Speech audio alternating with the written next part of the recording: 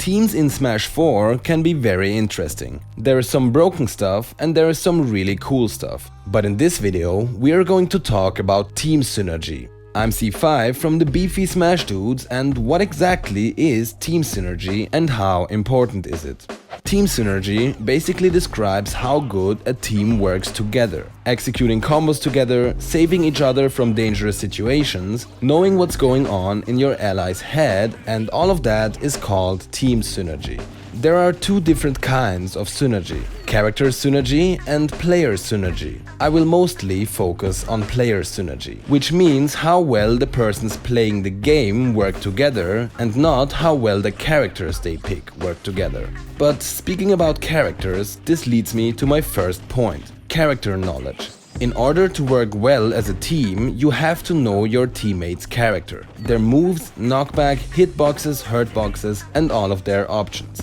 The more used you are to your teammates and your own character, the better you can combo with them, avoid hitting them or get hit by them, and so on. Experience is really important here. The more you team with a certain character, the more you will get used to everything they do.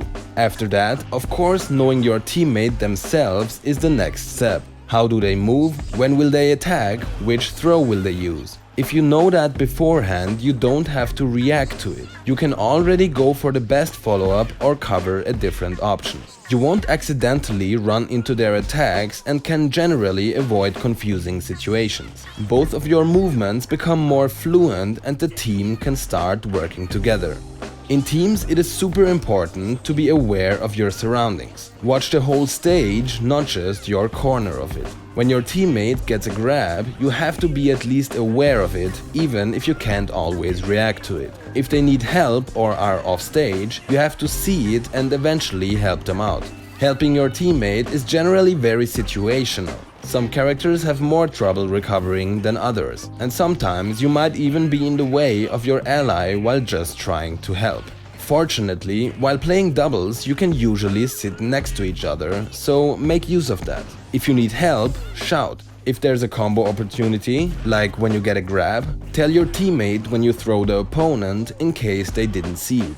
Oh yeah, and talking about grabs, throw your opponents to your teammates as often as you can. This is probably the best combo starter, except if you have really good throw combos yourselves. In that case, just do your thing.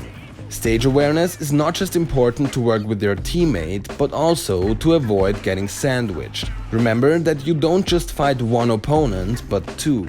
To avoid being surprised by an attack from behind, always keep an eye on the second enemy.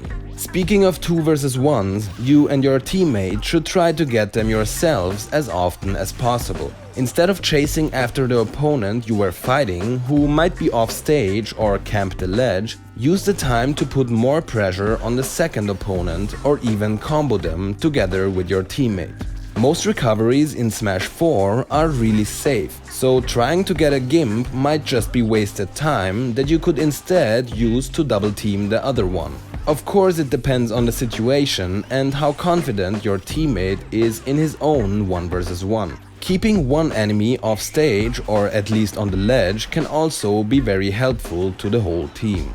There are various different team strategies for different matches or situations. Focusing a certain character or player from the very beginning, looking for 1 versus 1s because you trust in your individual skill, or controlling one side of the stage to build a wall of projectiles or to charge Cloud's limit. But especially for those 2 versus 1 situations, team combos you practiced beforehand can come in very handy. They don't even have to be super crazy or complicated. They have to be practical and rack up a lot of percent or even take a stock. Like I said, the best combo starter is usually a throw, after which you either want to juggle your opponent as often as possible or finish them off with a kill move.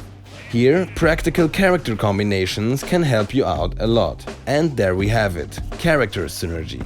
But don't decide on your characters just because of cool combos. There is more to character synergy than that, like healing abilities, kill power, etc. If, for example, you have one very mobile character that can rack up a lot of damage but lacks in killing power or survivability, pick a character with kill power that can live longer. If you have one character that lacks in range, pick another one that compensates for that. What I'm trying to say is Cloud is very good in teams. Pick Cloud. Of course, besides all the things I mentioned, individual skill still is a huge factor, also in team matches. A team with two really good players will almost always beat two mediocre players, even if they never played as a team before.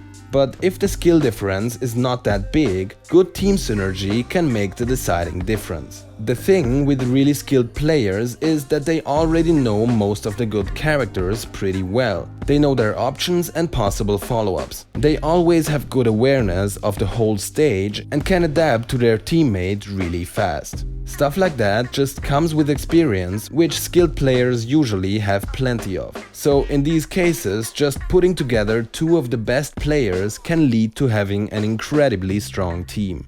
If you made it this far into the video, I assume and hope that you enjoyed it, so leave a like and subscribe. Definitely subscribe to the channel and check out our other videos if you haven't already. You are not going to regret it. Thanks for watching, see you soon and stay beefy.